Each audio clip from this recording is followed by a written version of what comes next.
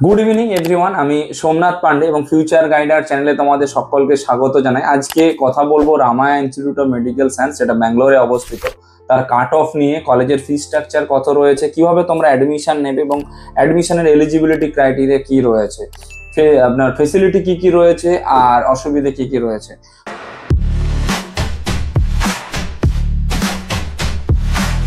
সবার শুরুতে যদি দেখি, Ramaiah institute of medical science যেটা ব্যাঙ্গালোরে অবস্থিত এবং আমাদের ভারতবর্ষের মধ্যে NIRF র্যাঙ্কিং এর মধ্যে টপ 20-তে এই কলেজটা রয়েছে।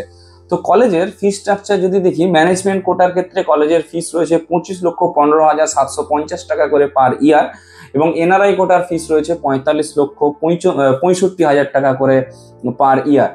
দুটোর ক্ষেত্রেই তোমরা অ্যাডমিশনের জন্য এলিজিবল যদি তোমরা নিটে কোয়ালিফাই করো। তবে নিটে কোয়ালিফায়ার মার্কসটাই যথেষ্ট নয় এই কলেজে অ্যাডমিশন নেওয়ার জন্য। ম্যানেজমেন্ট কোটায় এই কলেজে অ্যাডমিশন নিতে গেলে ন্যূনতম 537 থেকে 540-এর উপরে স্কোরটা প্রয়োজন, আর NRI কোটায় অ্যাডমিশন নিতে গেলে 235-এর উপরে ন্যূনতম স্কোরটা লাগবেই। তবে তোমরা NRI কোটাতে অ্যাডমিশন নিতে পারবে। NRI কোটার ক্ষেত্রে কলেজের ফিসের উপরে কিছুটা হলেও নেগোসিয়েট করা যায়, কিন্তু ম্যানেজমেন্ট কোটার ক্ষেত্রে কোনো রকম ভাবে নেগোসিয়েশনের অপশন নেই। যদি তোমরা কর্ণাটকের ব্যাঙ্গালোরের রামায়া ইনস্টিটিউট থেকে MBBS কমপ্লিট করো, সেই ক্ষেত্রে হাউস স্টাফের রিজার্ভেশন তোমরা কলেজ থেকেই পেয়ে যাবে। শুধু তাই নয়, এই কলেজ থেকে যদি তোমরা পরে পিজি করো, সেই ক্ষেত্রে 22% রিজার্ভেশন রয়েছে কলেজ থেকে পিজি করার জন্য। কলেজের ফি স্ট্রাকচারের দিক থেকে দেখতে গেলে যে ফি স্ট্রাকচারটা একটু হাই থাকতেই পারে, মানে একটু হয়তো হাই রয়েছে।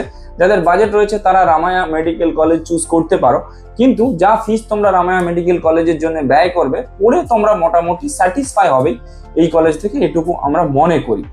আচ্ছা, কলেজের এলিজিবিলিটি ক্রাইটেরিয়া একটাই, সেটা হচ্ছে নিট তোমাদেরকে কোয়ালিফাই করতে হবে। উইথাউট নিটে কোনো রকম ভাবে অ্যাডমিশন পসিবল নয়। এই কলেজের একটা ফেসিলিটি হচ্ছে যে কি, কর্ণাটকে যে কোনো কলেজ থেকে তোমরা যদি প্রাইভেট কলেজ থেকে MBBS কমপ্লিট করো, সেটা রামায় হোক বা অন্যান্য কলেজ থেকে হোক না কেন, সেই ক্ষেত্রে তোমরা পিজিতে একটা ডোমিসাইল পাবে, যে ডোমিসাইলটা তোমাদের পিজিতে ওই কর্ণাটকা স্টেটে গভর্নমেন্টে যতগুলো কলেজ রয়েছে প্রতিটা কলেজে 100% সিট তোমরা অ্যাক্সেস করতে পারবে। অর্থাৎ 100% সিটে তোমরা কাউন্সিলিং এ পার্টিসিপেট করতে পারবে। ওয়েস্ট বেঙ্গলও যেমন পারবে তেমন ওইখানেও পারবে, তবে যে কোনো এক জায়গায় তোমরা কাউন্সিলিং এর জন্য লড়তে পারবে। রিজার্ভেশন তো হাউস স্টাফের ক্ষেত্রে রয়েছে। অসুবিধা যেটা রয়েছে সেটা হচ্ছে যে কি, সাউথের দিকে গেলে খাওয়া দাওয়াটার একটু প্রবলেম হবে, কারণ ওনারা সব খাদ্যই হচ্ছে টক খোঁজে, যেমন আমাদের বাঙালির একটু মিষ্টি ঝালে পছন্দ। তো এইটা হয়তো একটু কম্প্রোমাইজ হতে পারে, না হলে otherwise college is too good. যেরকম খুশি করে হলো তোমরা কিন্তু অ্যাডমিশনটা রামায়া কলেজে নিতে পারো যদি তোমাদের বাজেট থেকে থাকে। ভিডিওটা কেমন লাগলো জানি, যদি একটু ইনফরমেটিভ বলে মনে হয় তাহলে সকলের সঙ্গে শেয়ার করে দিও। Thank you.